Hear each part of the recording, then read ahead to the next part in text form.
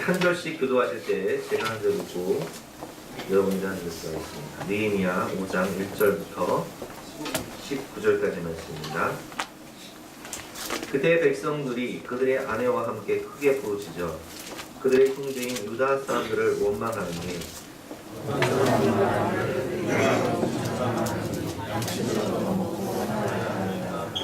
어떤 사람은 말하기를 우리가 밭과 포도원과 집이라도 저당 잡히고 이 흉년에 곡식을 어찌하고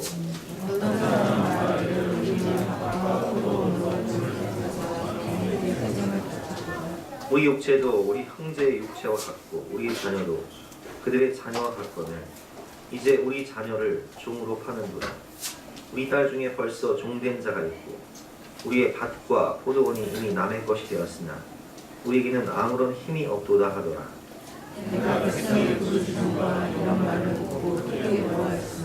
깊이 생각하고 귀족들과 민장들을 꾸짖어 그들에게 이르기를 너희가 각기 형제에게 높은 이자를 취하는도다 하고 대회를 열고 그들을 쳐서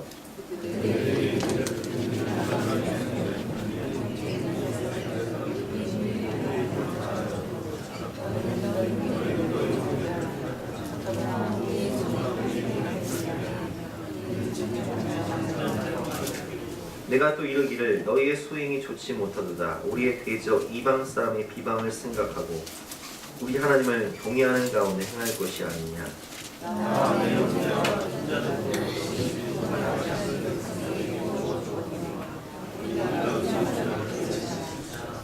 그런즉 너희는 그들에게 오늘이라도 그들의 밭과 포도원과 감람원과 집이며 너희가 구워준 돈이나 양식이나 새 포도주나 기름의 100분의 1을 돌려보내라 하였더니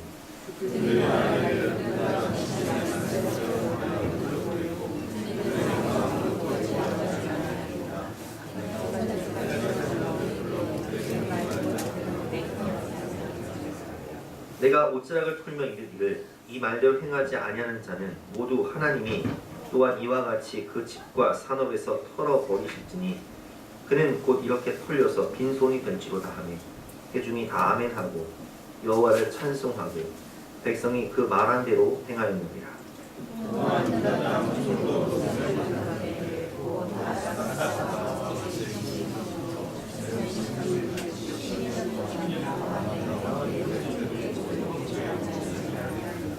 나보다 먼저 있었던 총독들은 백성에게서 양식과 포도주와 또 은 40세겔을 그들에게서 빼앗았고 또한 그들의 종자들도 백성을 압제하였으나 나는 하나님을 경외함으로 이같이 행하지 아니하고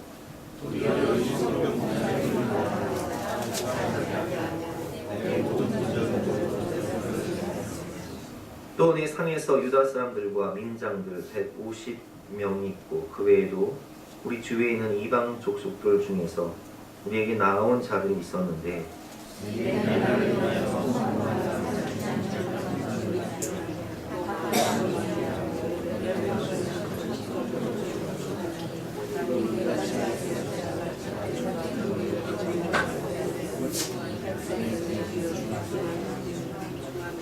함께 읽겠습니다. 내 하나님이여 내가 이 백성을 위하여 행한 모든 일을 기억하사 내게 은혜를 베푸시옵소서. 아멘. 참 지도자 느헤미야라는 제목으로 본 말씀 의지해서 함께 은혜를 나누도록 하겠습니다. 우리가 살고 있는 이 시대는 IMF보다 훨씬 더 어려운 시대인 것이 확실합니다. 제가 이 강원동 상가에 들어와서 9년 정도 있으면서 이 상가에서 살아남은 곳이 드물어요. 1층에 롯데슈퍼도 망해나가고 3층에 병원 2번 망해나가고 약국 2번 망해나가고 학원들 주인 다 바뀌고 대부분 망해나갔습니다. 그래서 통계에 의하면 창업을 하는 분들의 80%가 5년 내에 문을 닫는다 이렇게 나와 있는데 그게 사실입니다.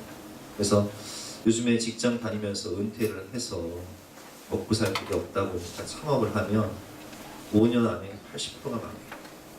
그러면 그 망한 그 대출비 때문에 하루아침에 극빈자로 올라가는 경우가 많이 있습니다. 젊은 사람들 어떻습니까? 학자금 대출 받아서 대학 나오고 또 대학원 나와도 취업하기가 너무 어려워요.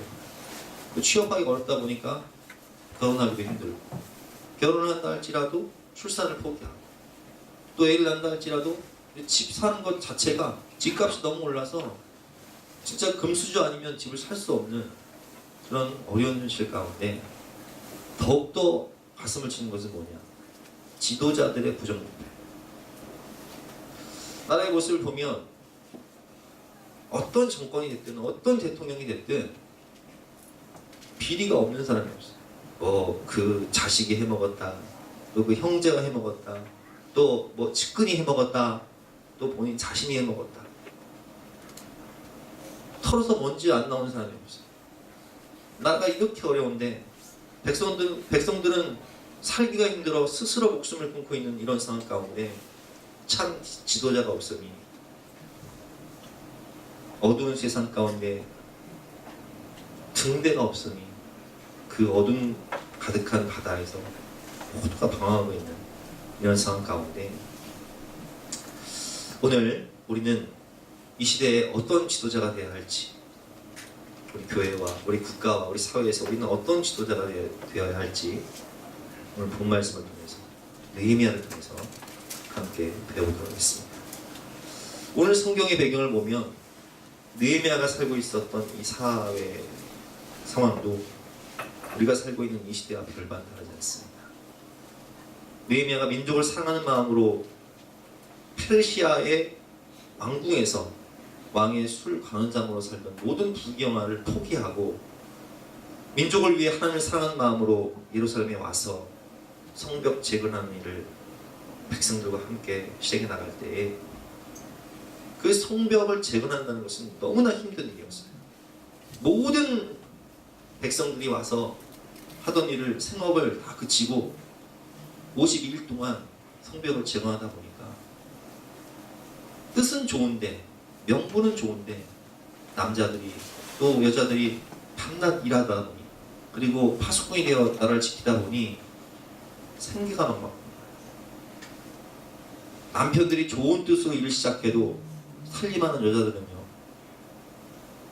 쌀독에 쌀이 떨어지면, 냉장고에 음식이 떨어지면 마음이 초조한 거예요.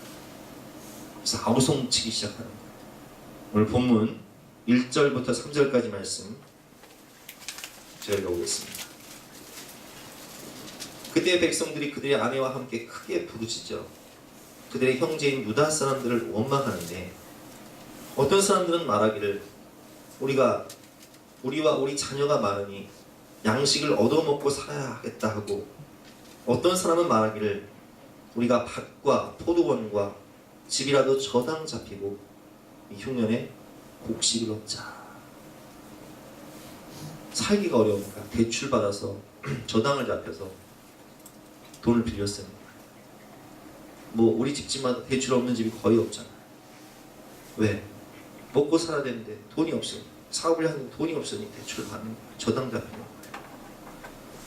그런 가운데 나라에서는 과도한 세금을 걷기 시작합니다. 4절 말씀이죠. 어떤 사람은 말하기를 우리는 밭과 포도원으로 돈을 빚내서 왕에게 세금을 바쳤다. 먹고 살기도 힘든데 과도한 세금, 공과금이요, 왜 이렇게 올라요? 우리 교회 관리비가요, 이번 달에 85만 원이 나왔어요. 참나. 그러니 어떻게 견딥니까 여러분? 월세 빼고 관리비만.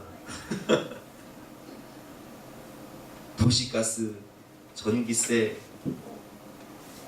기름값, 물가는 오르고, 대출 이윤은 오르고, 취업은 안 되고, 창업하면 망하고. 그러니 5절 말씀에 보니까 백성들이 이제는 노예로 팔려나가는 거예요. 저당 잡힌 것을 다 빼앗는 거예요. 경매로 넘어가는 거예요. 5절 말씀 같이 읽어보겠습니다. 시작. 우리 육체도 우리 형제의 육체와 같고 우리 자녀도 그들의 자녀와 같거든 이제 우리 자녀를 종으로 파는구나. 우리 딸 중에 벌써 종된 자가 있고 우리의 밭과 포도원이 이미 남의 것이 되었으나 우리에게는 아무런 힘이 없도다 하더라.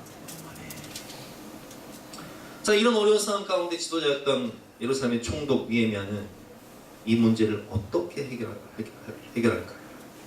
첫 번째로 그는 깊이 생각하고 대안을 제시합니다. 6절 말씀에 보면 내가 백성의 부르짖음과 이런 말을 듣고 크게 노하였으나 라는 말씀이 있어요. 여러분 느헤미야가 어떤 사람입니까? 그는 페르시아의 술 맡은 관원장으로서 지금으로 말하면 페르시아 제국의 대통령 경호실장 같은 사람. 모든 부귀와 영화를 버리고 그가 고향 예루살렘으로 돌아온 이유가 뭐예요? 하나님을 사랑했기 때문에, 민족을 사랑했기 때문에, 민족이 고통당하는 것을 보기 싫어서 자신의 모든 것을 청춘과 인생을 투자해서 예루살렘 성벽 제거를 하는데, 세상에 이방인들이 아니라 같은 동포였던 유대인들이, 귀족들과 민장들이 백성들에게 고리대금업을 하고 돈을 빼서 착취하고 이런 소식을 듣고 느헤미야는 너무 화가 났어요. 막 화가 불같이 일어나서 6절 말씀에 보면 내가 백성의 부르짖음과 이런 말을 듣고 크게 노하였다. 이 분노를 참을 수가 없었어요. 그러나 참 지도자는 감정 따라 결정하지 않습니다. 여러분 감정 따라 결정하게 되면 이를 그르치게 돼 있어요. 극단적 선택을 하게 돼 있어요. 우리가 역사를 보면 성경에 헤롯 왕이 잔치를 배설하잖아요. 근데 헤로디아의 딸이 막 춤을 추니까 감정 따라서 너무 감정 따라서 헤로디아의 딸에게 뭐라고 해요? 이 수건이 무엇이냐? 내가 나라의 절반이라도 주겠노라. 그러니까 헤로디아가 그 딸한테 뭐라고 시켜? 야, 세례요한의 목을 베어라 그래. 그래서 세상에 세례요한의 목을 베어요. 그 헤롯 왕이 그거 어디 갔겠습니까? 그건 지옥 물순이에요. 사울 왕이 막 감정 따라 막 다윗이 막 사울은 천천히요 다윗은 만만히로 막 감정 따라 창 집히는 대로 막 다윗에게 던져버려 죽이려고. 옛날에 우리나라도요 보면 궁예가 나라를 세우잖아요. 처음엔 백성들이 막 미륵이라고 막 따르잖아요. 얼마나 선군이었어요. 근데 그가 이제 관심법으로 백성들을 죽이기 시작하는데 네 머릿속에 마구니가 있구나. 그래서 관심법으로 백성들을 죽이기 시작하는데 심지어 누가 죽이냐? 자신의 부인이었던 왕후를 불로 찢어 죽여요. 두 아들을 철퇴로 쳐 죽여요. 그 모습을 보고 신하들이 어떤 생각을 하겠습니까? 야, 저런 이 분노를 조절하지 못하고 감정을 조절하지 못하는 왕한테는 우리가 언제 죽을지 모른다. 그러니 나라가 언제 유지될 수 있겠어요? 그래서 왕권을 앞세워서 새로운 나라가 세워지지 않습니다. 근데 왕권은 달라요. 여러분 용장을 이기는 게 지장이고 지장을 이기는 게 덕장. 덕이 있어요. 감정 따라 행하잖아요. 그래서 오늘 7절 말씀을 보면 느헤미야가 어떻게 해요? 깊이 생각하고 분노하지만 여러분 우리가 순간 분노할 수 있어요. 화가 날 수 있어요. 그러나 그 감정 따라서 극단적인 선택을 하는 것이 아니라 그는 분노하지만 마음을 억누르며 신중히 곰곰이 생각했다. 깊이 생각했다라고 나옵니다. 그리고 대안을 제시합니다. 7절 말씀이죠. 깊이 생각하고 귀족들과 민장들을 꾸짖어 그들에게 이르기를 너희가 각각 형제에게 높은 이자를 취하는다고 대회를 열어 그들을 치는데, 여기서 깊이 생각한다라는 말씀은 원더풀 카운셀러가 되시는 성령님, 기묘한 모세가 되시는 성령님과 논의한다는 뜻이고 또 자기 자신과 상의한다는 뜻이에요. 이게 무슨 말이냐? 우리가 어떤 어려운 일이 생길 때 감정 따라 결정하지 마세요. 어떤 분들은 일을 잘하다가도 그 감정과 분노를 조절하지 못해서 잘하던 일인데 한순간에 엎어버려요. 분명히 재능이 있고 그게 맞는 일인데도 감정을 조절하지 못해서 그냥 판을 엎어버려요. 너무 안타까운 경우가 있어요. 여기서 깊이 생각한다는 것은 신중히 곰곰이 생각한다는 거죠. 그럼 신중히 곰곰이 생각하기 위해서는 먼저 기도를 해야 돼요. 하나님 어떻게 할까요? 원더풀 카운셀러 김연아 모사가 되시는 성령님 어떻게 할까요? 기도하고 자기 자신과 상의한다는 것은, 저 같은 경우는 이제 그런 어려움이 발생하면 곰곰이 생각을 하면서 정리를 해요. 일기를 쓰든지 아니면 종이에다가 문제의 원인이 뭐고 이 대안이 무엇인지 1번 대안, 2번 대안, 3번 대안, 이때의 장점과 단점을 딱딱딱 분석을 해봐요. 그러면 그게 나와요. 다 성령께서 알려주세요. 이렇게 결정했을 때는 어떻게 될 것이고, 이렇게 결정했을 때는 어떻게 될 것이고, 이렇게 선택했을 때는 이런 일이 벌어질 것이라는 것을 우리가 다 기도하면서 써보면요, 분석해보면 나와요. 그럼 그 대안에 따라서 1순위 해보고, 안 되면 2순위 가는 거고, 안 되면 3순위 가는 거죠.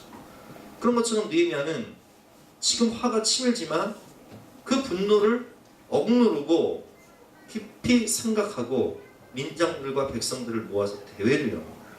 그리고 그 대안을 제시하는데, 그 대안을 제시하는 방법이 8절 말씀에 보면 처음에 이렇게 시작됩니다. 그들에게 이르기를 우리는 이방인의 손에 팔린 우리 형제 유다 사람들을 위하여 힘을 다하여 도로 찾았거늘. 여러분 보세요. 느헤미야가 왜 페르시아 술맡은 관원장 그만두고 예루살렘으로 왔어요? 백성들이 성벽이 무너져 이방 백성들에게 유린당하고 착취당하고 공격당한다는 소식을 듣고 어떻게든 하나님을 사랑하는 마음으로, 민족을 사랑하는 마음으로 성벽을 재건하고자 왔는데, 세상의 귀족들이 고리대금업을 하고 백성들을 착취하고 노예로 민족을 팔고 있고, 그걸 말하고 있는 거예요. 우리는 이 민족 살리기 위해서 우리 청춘과 인생을 다 바쳐서 이렇게 성벽을 재건하고 있는데 너희 지금 뭐 하고 있는 거야? 여러분 생각해보세요. 일제 36년 우리가 얼마나 착취를 당했습니까? 쇠덩이나 쇠덩이 다 가져가고, 옛날에 우리 시골에 우리 고모가요, 큰 고모가 막 처녀들 있으면 다 잡아가니까 산속에 숨어 살았어. 그런 소치와 착취를 당했는데, 여러분 우리 지금 보세요. 응? 돈 때문에 팔려간 사람들이 그 얘기하고 있는 거예요. 8절 말씀 다시 읽어보겠습니다. 그들에게 이르기를 우리는 이방인의 손에 팔린 우리 형제 유다 사람들을 우리의 힘을 다하여 도로 찾았거늘 너희는 너희 형제를 팔고자 하느냐, 더구나 우리의 손에 팔리게 하겠느냐 하매 그들이 잠잠하여 말이 없게. 유구머니죠. 자기들이 한 짓이 있는데. 그래서 9절 말씀이 이렇게 고민합니다. 내가 또 이르기를 너희의 소행이 좋지 못하도다. 우리의 대적 이방 사람의 비방을 생각하고 우리 하나님을 경외하는 가운데 행할 것이 아니라 하나님 두려워할 줄 알아라. 하나님 말씀 따라 살아야지 너희들 그렇게 욕심 따라 욕망 따라 탐심 따라 살면 안 된다. 하나님 경외하며 살아라, 이렇게 권면해요. 그리고 10절과 11절 말씀에 보면 나와 내 형제와 종자들도 역시 돈과 양식을 백성에게 구워 주었거니와 우리가 그 이자 받기를 그치자 라고 얘기합니다. 여러분 어려운 분이 계시면 돈을 내가 줄 수 있는 만큼 주세요. 받을 생각하지 마시고 주세요. 내가 감당할 수 있는 선에서. 저도 어려운 분이 계시면요, 제 형편상 50만 원이면 50만 원, 100만 원이면 100만 원, 300만 원이면 300만 원. 제가 300만 원까지는 내가 드릴 수가 없어서 한도가 있어, 한도. 그것까지만 드리는 거예요. 응? 딱 하나 갚아주실 수 있잖아요. 그러면 갚아주시든지 그분이 잘 돼서 갚을 수 있는 거. 그러나 이자를 받지도 말고 가능하면 그분이 정말 어려운 분이면 임금도 받지 마세요. 나중에 잘 되면 주시라고 하세요. 그게 서로 실험이 안 되고요, 은혜가 돼요. 이자 받기를 그쳐라. 11절 말씀 읽어보겠습니다. 그런즉 너희는 그들에게 오늘이라도 그들의 밭과 포도원과 감람원과 집이며 이 저당 잡힌 것들을 돌려주라는 거예요. 너희가 구워준 돈이나 양식이나 삭포도나 기름의 100분의 1을 돌려보내라 하였더니. 그런데 이 사람의 마음이요, 오늘이 다르고 내일이 다를 수 있거든요. 돌려보내게 한 다음에 맹세를 시킵니다. 하나님 앞에서 맹세를 시킵니다. 12절 13절 말씀 제가 읽어보겠습니다. 그들이 말하기를 우리가 당신의 말씀대로 행하여 돌려보내고 그들에게서 아무것도 요구하지 아니하리이다 하기로 내가 제사장들을 불러 그들에게 그 말대로 행하겠다고 맹세하게 하고 하나님 앞에서 제사장 앞에서 맹세하게 하고 13절 말씀에 이렇게 얘기합니다. 내가 옷자락을 털며 이르기를 이 말대로 행하지 아니하는 자는 모두 하나님이 또한 이와 같이 그 집과 산업에서 털어버릴지니. 자, 이렇게 옷을 털면서 얘기해요. 이제 보지 이거. 이 맹세를 어기면 하나님이 니들을 이렇게 털어버릴 거야. 빈털털이 될 거야. 이렇게 얘기하는 거야. 신기해. 제가 읽어볼게요. 그는 곧 이렇게 털려서 빈손이 될지로다. 이 맹세를 어기면 너희는 하나님이 가만히 안 놔둬요. 너희 산업과 너희 가정과 너희 모든 미래가 빈털터리가 될 거야. 이렇게 맹세를 시. 회중이 다 아멘 진실로 그렇게 될 것입니다 하고 여호와를 찬송하고 백성이 그 말한 대로 행하였느니라. 자, 여러분 오늘 이 말씀을 따라서 깊이 분노, 감정을 따라 살지 마시고 어려운 일을 만나면 깊이 생각하고 깊이 기도하고 구체적인 대안을 제시하시는 그런 지도자가 되시기를 바랍니다. 두 번째는 그는 하나님을 경외하고 말씀에 순종하는 모습을 보입니다. 15절 말씀 한번 같이 읽어볼까요? 15절 말씀 시작. 나보다 먼저 있었던 총독들은 백성에게서 양식과 포도주와 또 은 40세겔을 그들에게서 빼앗았고 또한 그들의 종자들도 백성들을 압제하였으나 나는 하나님을 경외하고 이같이 행하지 아니하고 라는 말씀이 있어요. 이전 총독이 백성들을 착취하고 그 종들도 백성들을 압제했지만 나는 그렇게 하지 않겠다. 왜? 나는 하나님을 경외하는 사람이다. 하나님을 경외한다는 뜻은 하나님을 두려워한다는 뜻이에요. 여러분 정말 느헤미야는 하나님을 두려워하는 사람이었습니다. 그 증거가 어디냐? 느헤미야가 1장에 보면 기도를 하잖아요. 민족을 보고 기도하는데 뭐라고 기도하냐? 나와 내 아버지의 집이 범죄하였나이다. 그러니까 범죄의 내용이 뭐냐? 우리가 하나님 말씀대로 안 살아서 망했다는 거예요. 여호수아 23장을 보면 하나님께서 여호수아에게 이렇게 말씀하십니다. 여호수아가 죽기 전에 유언을 하는데 나와 내 집은 오직 하나님만을 섬기겠다. 근데 백성들에게 선택을 하라고요. 너희들이 하나님을 섬기든지 이방신을 섬기든지 다 결단을 해라. 그 백성들이 우리도 하나님의 집을 섬기겠습니다. 우리도 여호와만을 섬기겠습니다. 다 결단하니까 여호수아 이렇게 얘기합니다. 너희들 하나님 말씀 잘 알지? 신명기 말씀 너무 잘 알지? 하나님의 말씀은 원리와 원칙이 있다. 너희가 하나님의 말씀을 잘 섬기고 하나님의 말씀에 순종하면 너희가 신명기 28장 말씀처럼 들어가도 복을 받고 나가도 복을 받고 너희 떡반죽 끓이기 복을 받고 너희 가정이 복을 받고 너희 기업이 잘 되고 하여튼 복이 크면 될 것이지만 너희가 하나님의 말씀을 어기고 이방 죄악을 따라서 우상을 숭배하면서 살아가면 신명기 28장의 저주에 해당하는 모든 재앙과 그 저주가 너희 그들에게 말 것이다. 하나님 말씀은 그대로 되는 것이다. 하나님을 잘 섬기고 하나님 말씀대로 살면 복받을 것이지만 하나님 떠나서 죄악 가운데 거하고 마귀의 종노릇하면 반드시 파멸과 멸망과 침륜과 지옥 기다릴 것이니까 똑바로 살아라 이렇게 얘기해요. 기도원에. 근데 느헤미야가 너무 잘 알았어. 여러분 이스라엘이 왜 망했어요? 하나님 떠나서 우상 숭배하고 바알과 아세라 섬기고 선지자들 보내도 그들이 말을 듣지 않고 결국 북이스라엘은 아수르에 의해서 남유다는 바벨론에서 멸망당한 거 아니에요.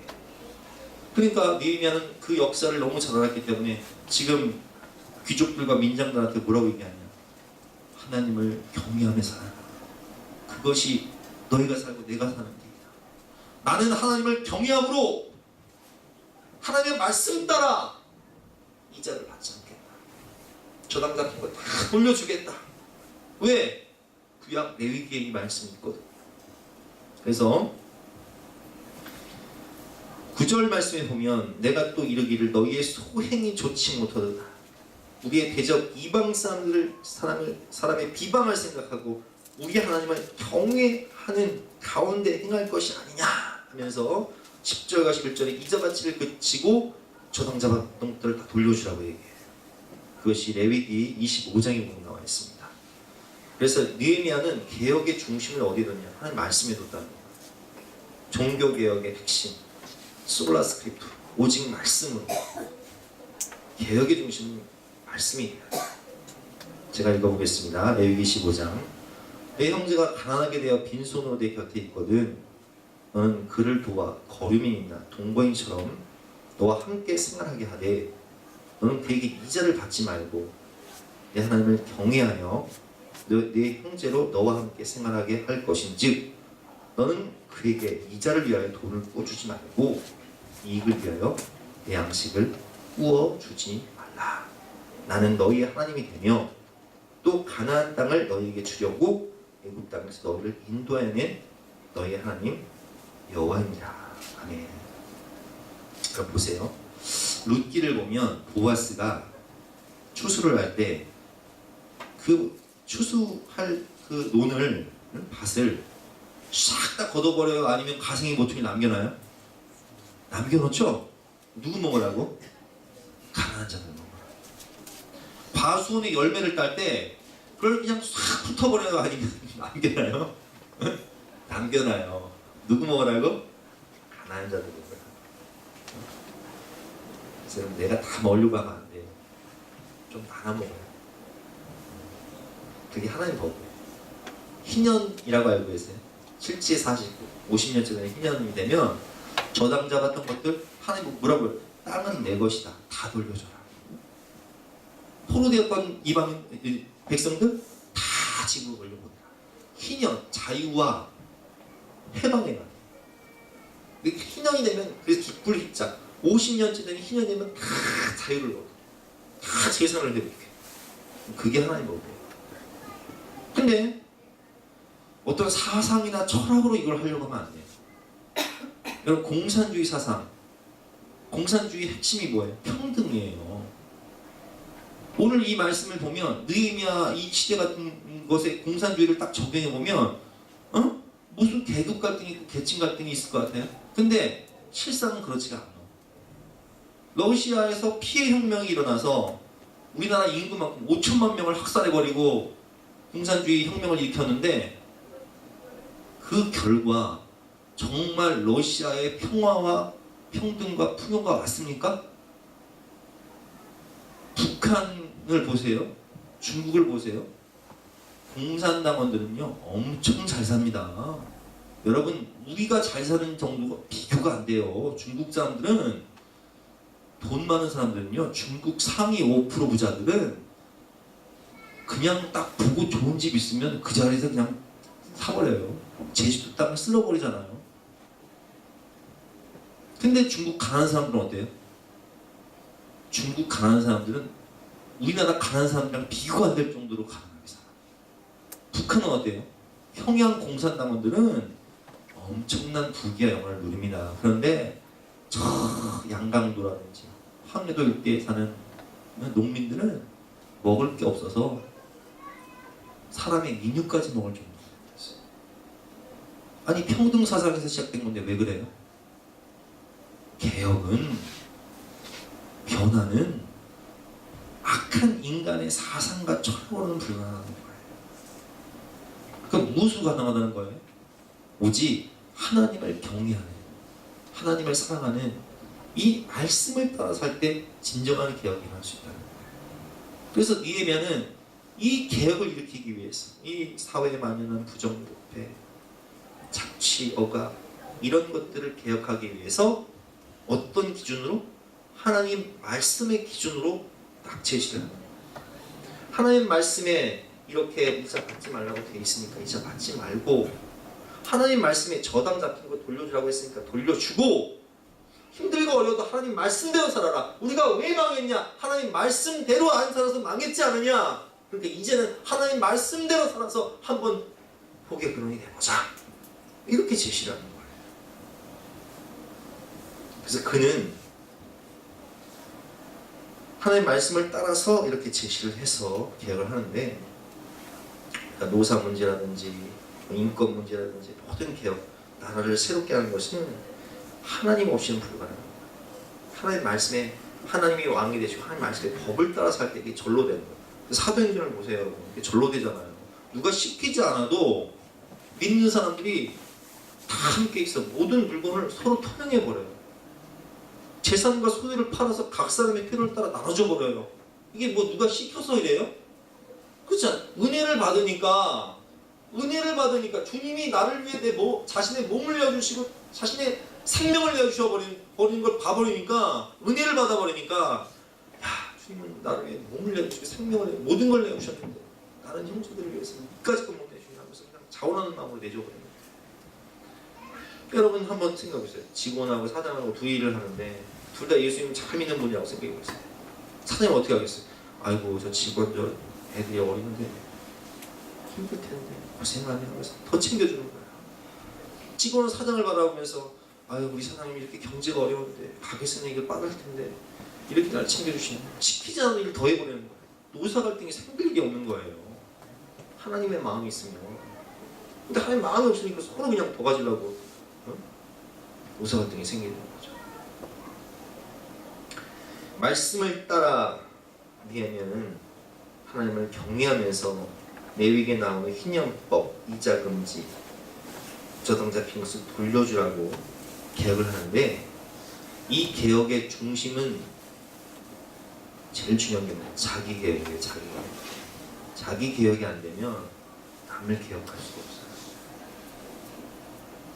여러분 자기도 개혁 못하면서 뭔 남을 개혁해요? 얼마 전에 뭐 어떤 장관 한 명이 재벌들을 개혁한다고 해서, 장관 후보자였죠 그때는. 장관 후보자였는데 재벌들을 개혁한다고 해서 장관 후보가 됐는데 파보니까 본인 자신이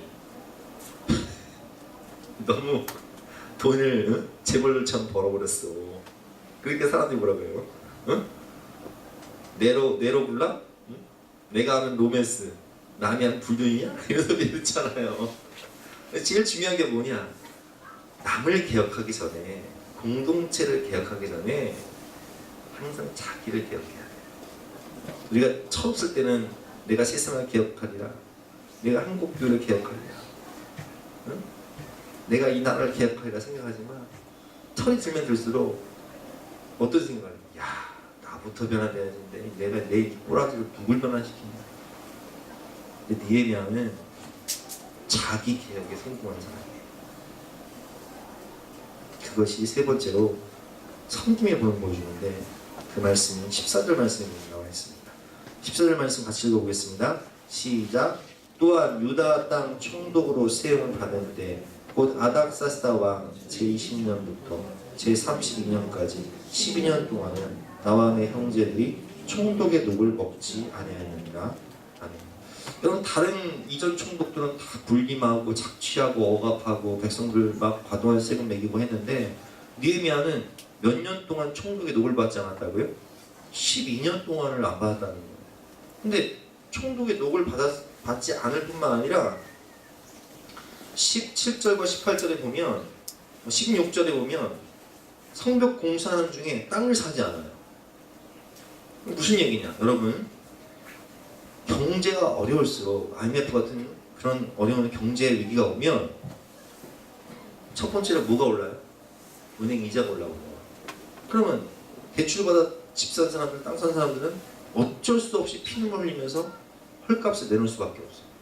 점점 떨어져? 그럼 그때가 돈 있는 사람들한테는요, 돈 벌 수 있는 기회예요.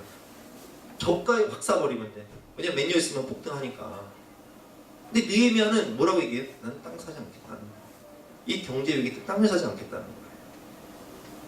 그리고 이렇게 얘기합니다. 17절 18절에 보면 또 내 상에서 유다 사람들과 민장들 150명이 있고, 그 외에도 우리 주위에 이방 족속들 중에서 우리에게 나온 자들이 있는데 150명을 먹여야 되는데, 18절에 보면 매일 나를 위하여 소 한 마리와 살찐 양 6마리를 준비하며 닭도 많이 준비하고 열흘에 한 번씩 각종 포도주를 갖추었으니 비록 이같이 하였을지라도 내가 총독의 녹을 요구하지 아니했으면 이 백성의 부역이 중합니다.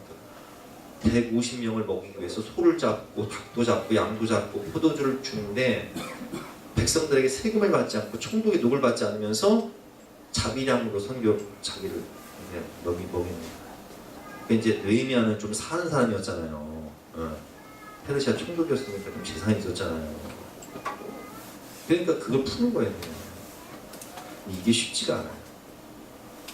제가 경험을 봐서 아는데 저도 이 교회를 개척하고 3년, 4년 동안은 재정을 공개할 수가 없었어요. 왜? 뭐가 들어와야 공개를 하지. 나가는 건 많은데 재정을 공개했다가는 성도들이 부담을 느껴서 다 떠날 것 같아서 재정을 못 공개하겠더라고요. 받기는 뭘 봐도 사례를 오히려 돈을 써가면서 생활하는데 우리 가족이 또 5명이잖아요. 뭐 교회 그때는 이제 교회가 월세가 관리비까지 한 200 나갔어요. 200 나가고 또 교회 밥 먹어야 되고 전도해야 되고 또 유지해야 되니까 뭐 한 달에 교회로만 들어가는 게 한 350, 400 들어가. 또 우리 생활비까지 하면 한 250, 300 들어가야 되는데 돈이 어디서 총독의 녹을 받지 않아야 돼. 사례를 어떻게 받아요? 누구한테 받아 도대체? 내가 누구한테 하라고 그랬어요? 그냥 파는 거예요. 카드 긁고 대출 받고 차 팔고 집 팔고 다 파는 거예요. 그렇게 3년 살았어요. 3년 4년 살았는데 그게 보통 힘든 게 아니에요. 왜? 스님들은 가정이 있어요 없어요? 없어. 신부님들은 가정이 있어요 없어요? 없어. 거기는 뭐 천주교는 중앙집권제라서 다 그냥 사택 주고 다 지원해 주는데 우리 개신교는 그렇지 않거든요. 근데 그러다 보니까 이제 애들 키워야 되고 먹고 살아야 되고 그러니까 막 빚이 누적이 되는 거예요. 대출이 막 이자가 이자를 낳는 거예요. 근데 느헤미야는 오늘 본문을 보면 몇 년 동안 총독 기독을 받지 않았다 그래요? 12년 동안. 이게 자기 개혁이 힘든 거예요. 이게 민족을 살리기 위한 자기 개혁이 보통 힘든 게 아니에요. 교회를 살리기 위한 자기 개혁이 보통 힘든 게 아니에요. 그러나 느헤미야는 이렇게 자신이 헌신하며 섬김의 모범을 보이면서 하나님께 어떻게 기도하냐? 19절 말씀 한번 읽어보겠습니다. 19절 말씀 시작. 내 하나님이여 내가 이 백성을 위하여 행한 모든 일을 기억하사 내게 은혜를 베푸시옵소서. 아멘. 뭐라고 기도해요? 하나님, 내가 이 백성을 위하여 어떻게 행했는지 주님 다 아시죠? 다 보셨죠? 주님 갚아주세요. 제가 교회사를 하면서 항상 느끼는 것은 정말 주님이 다 갚아주신다는 거예요.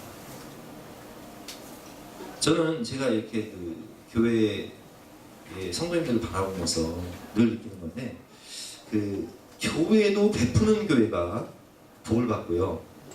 성도님도 베푸는 분들이 복의 근원이 됩니다. 이게 뭔 얘기냐? 사람이 있다고 베푸는 게 아니에요. 사람 성향이에요. 어떤 분들은 진짜 가난해서 신방을 오지 말라고 해요. 저도 그 이해해요. 신방은 너무 누추하니까 신방을 오지 말라고 해요. 저도 안 가. 왜? 저도 누가 우리 집 오는 거 싫거든요. 부르진 않아 누구를. 근데 그런 분들이 가끔 저한테 연말이 되면 이렇게 검은 봉다에 갖고 오세요. 목사님, 제가 1년 동안 저금통에 모은 돈인데요. 이거 어려운 분들 좀 도와주세요. 그럼 내가 거기다가 내 돈을 좀 넣어서 좀 드리고 싶은데 자기도 어려우면서 더 어려운 분들 도우라고 하고. 또 어떤 분은 자신이 집이 없으면서 맨날 전세 월세 전전하면서 교회가 어렵다고 하니까 청약주택 있잖아요. 1순위 있고 그걸 깨서 갖고 왔어요. 나 또 어떤 분들은 막 자기는 막 밥도 안 먹고 다니고 일하면서 밥도 안 먹어 일하면서 근데 그 어렵게 살면서 애들 장학금 주라고 100만 원씩 200만 원씩 갖고 오는 분도 있어요. 또 어떤 분들은 농사 힘들게 져가지고 1년 동안 죽동 농사 져가지고 그거 팔아서 종잣값이라도 해야 될 텐데 그냥 갖고 오는 분들 계시단 말이에요. 그러면 제가 그런 분들 바라면서 뭐라고 기도할까요? 그 19절 말씀 나와 있어요. 19절 말씀. 19절 말씀. 자, 시작. 내 하나님이여 내가 이 백성을 위하여 행한 모든 일을 기억하사 내게 은혜를 베푸시옵소서. 아멘. 좀 그렇게 하나님, 저분들이 저렇게 주님 사랑하는 마음으로 성도를 사랑하는 마음으로 교회를 세우고자 은밀한 중에 저렇게 선을 행하는 걸 주님 보셨죠? 주님 아시죠? 기억하고 계시죠? 주님이 갚아주세요. 근데 우리 주님은 여러분, 우리 주님이 쫀쫀한 분이에요? 대범한 분이세요? 응? 대범한 분이시죠? 그럼 어떻게 갚아주실까? 통 크게 갚아주시더라고요. 전 그걸 알아요. 그런 분들이 복의 근원이 되어서 교회를 세우고 성도들을 섬기고 살 때 참 그 어려운 중에 그렇게 가져오시는데 하나님이 갚아주실 때는 통 크게 갚아주시는데 희한하게 잘 돼. 근데 통 크게 잘 돼. 하나님이 쫀쫀하게 부어주신 게 아니라 통 크게 주셔. 그래서 여러분 저는 목사기 때문에 여러분들을 잘 기도하잖아요. 아시죠? 저는 여러분들이 다 잘 되길 바랍니다. 복의 근원 되시길 바랍니다. 그럼 어떻게 복의 근원이 되냐? 덕스러운 사람들. 하나님을 잘 섬기고 이웃을 잘. 그래서 누가복음 6장에 보면 주님께서 뭐라고 말씀하시냐? 너희 아버지의 자비로우심 같이 너희도 자비로운 자가 되라. 너무 이기적으로 쫀쫀하게 살지 말고 자비롭게 손을 펴서 베풀고 나누며 어려운 이들 돌보고 통 크게 살라는 거예요. 우리 38절 읽어보겠습니다. 시작. 주라 그리하면 너희에게 줄 것이니 곧 후이되어 누르고 흔들어 넘치도록 하여 너희에게 안겨주리라. 너희가 헤아리는 그 헤아림으로 너희도 헤아림을 도로 받을 것이니라.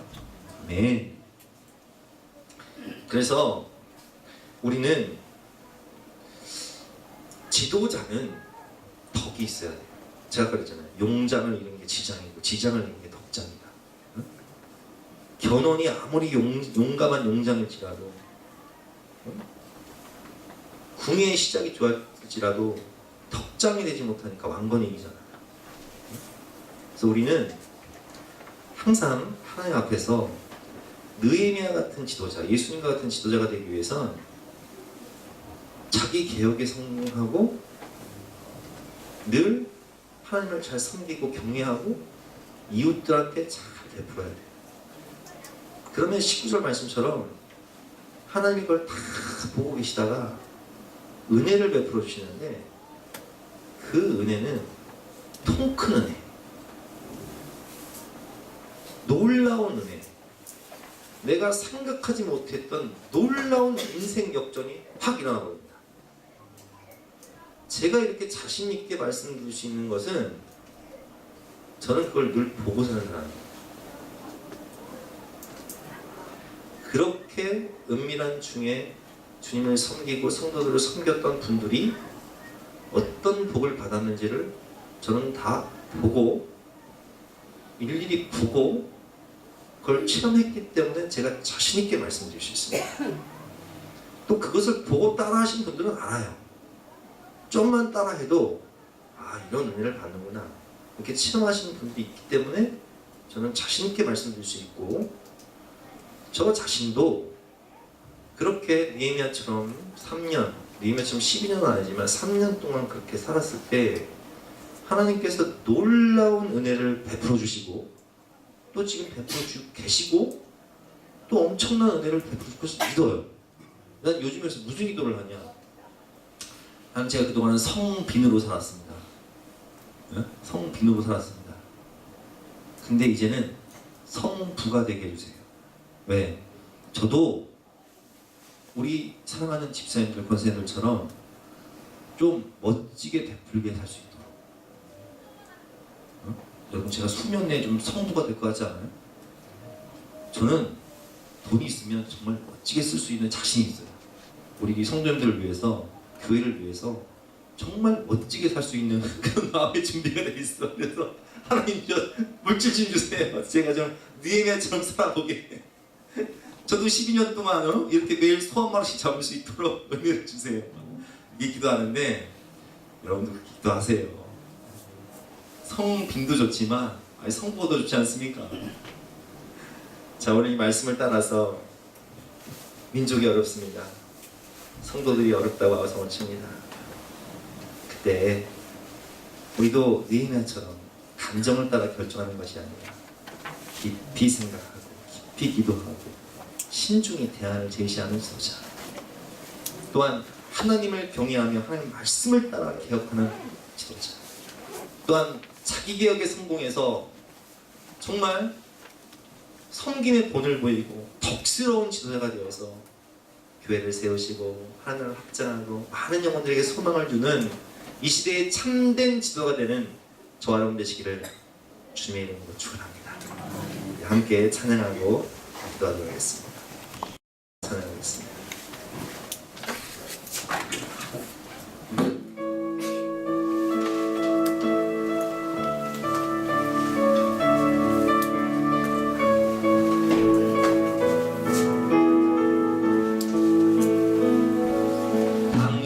당신의 그 섬김이 전국에서 해같이 빛나리. 당신의 그 겸손이 전국에서 해같이 빛나리. 당신의 그 믿음이 전국에서 해같이 빛나리. 당신의 그 충성이 전국에서 해같이 빛나리. 주님이 기억하시며 족하리. 예수님 사랑으로 가득한 모습, 천사도 흠모하는 아름다운 그 모습, 천국에서 해같이 빛나리. 당신의 그 순종이 전국에서 해같이 빛나리. 당신의 그 사랑이 전국에서 해같이 빛나리. 당신의 그 찬송이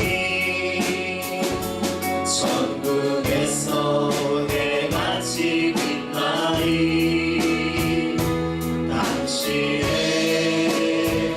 그 헌신이 전국에서 해같이 빛나리. 주님이 기억하시며 족하리. 불타는 사명으로 가득 찬 모습, 천사도 흠모하는 아름다운 그 모습, 천국에서 해같이 빛나리. 주님이 기억하시며 족하리. 주님이 기억하시며 족하리. 불타는 사명으로 가득 찬 모습, 천사도 흠모하는 아름다운 그 모습, 천국에서 해같이 빛나리. 주신 말씀 가서 간절한 마음으로 기도하며 나가겠습니다. 하나님, 오늘 느헤미야 같은 시처럼 많은 백성들, 많은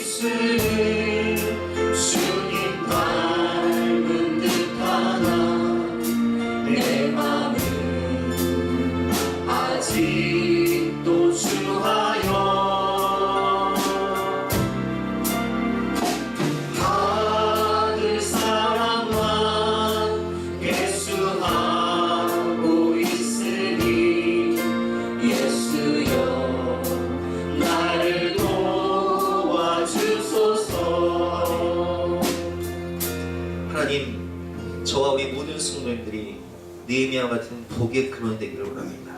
예수님께서 우리 사랑하셔서 자신의 몸과 생명과 모든 것을 주신 것처럼 우리 또한 복의 근원이 되어서 느헤미야처럼 가정을 살리고 민족을 살리고 교회를 세우며 도탄에 빠진 백성들을 빛으로 인도하는 빛의 자녀, 복의 근원, 축복의 통로 될 수 있도록 역사하여 주시옵소서. 감사드리며 예수 그리스도 이름으로 기도드렸사옵나이다. 아멘. 다 같이 나서 결단 찬송은 220장 함께 찬양하겠습니다.